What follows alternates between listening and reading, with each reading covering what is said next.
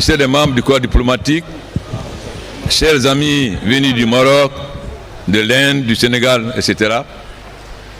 À vous, venus de loin, aux diplomates, je vais vouloir vous présenter mes excuses du comportement indélicat de ces gens qui ne représentent pas la jeunesse guinéenne.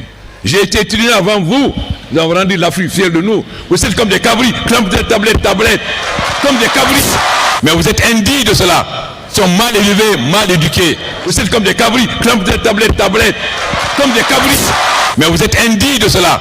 Ils sont mal élevés, mal éduqués. Vous êtes comme des cabris, tablette, comme des cabris.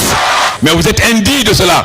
Ils sont mal élevés, mal éduqués. Ils ne sont même pas capables de faire une page sans faire de faute. Même pas une page. Vous ne connaissez même pas l'histoire de l'Afrique. Vous ne connaissez rien de l'Afrique. Hein? Rien. Au lieu de former des jeunes au service de l'économie, forment des chômeurs. Voilà la réalité. J'ai été syndicaliste étudiant. Donc, vous pouvez impressionner vos professeurs, vos ministres. Moi, vous n'impressionnez pas, vous pouvez sauter, crier jusqu'à demain, ça ne me fait ni chaud ni froid. On a même été escroqué ici, je crois que le gouverneur de la banque le sait. Il y a un homme d'affaires qui est venu, qui a fait des propositions mirabolante, mais il fallait lui payer $300 000. Le gouverneur de la banque dit, non, président, vraiment, paye. J'ai pris de ma poche, payé $300 000. Le monsieur a disparu là, plus jamais entendu. Monsieur le Président, merci d'avoir accepté d'être face à nous. C'est un plaisir de passer sur l'Africa 24. Commençons par la première partie consacrée donc à l'économie de votre pays. Monsieur le Président, vous venez de lancer un plan national, je l'ai dit, de développement économique et social 2016-2020 et vous avez rencontré ces 16 et 17 novembre 2017 à Paris plus de 300 investisseurs publics et privés et cette rencontre vous a permis de mobiliser 21 milliards de dollars, un résultat dont vous êtes satisfait?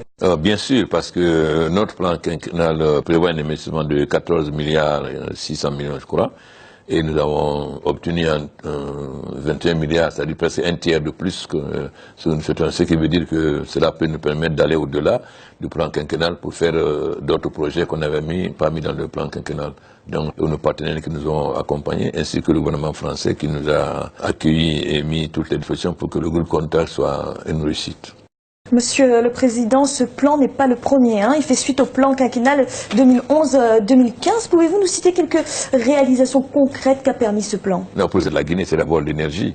Parce que, comme à l'époque, on pouvait dire que Conakry était la ville la plus noire d'Afrique de l'Ouest. La preuve, nos frères maliens, un jour, il n'y a pas eu coupure à Bamako, ils sont sortis avec des pancartes. Bamako, c'est pas Conakry. Donc, il fallait d'abord faire face à l'énergie parce que sans énergie, on ne peut pas développer un pays. Donc, notre premier objectif a été de lancer le barrage de Kaleta, qui est un barrage de 240 MW, et aussi de nous doter de quelques centrales. La deuxième chose, évidemment, la plus importante, c'était l'agriculture.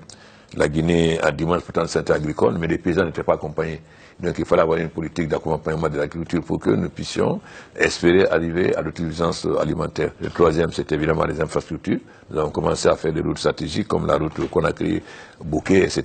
Donc c'était surtout axé sur ces points-là, l'énergie, les infrastructures et l'éducation.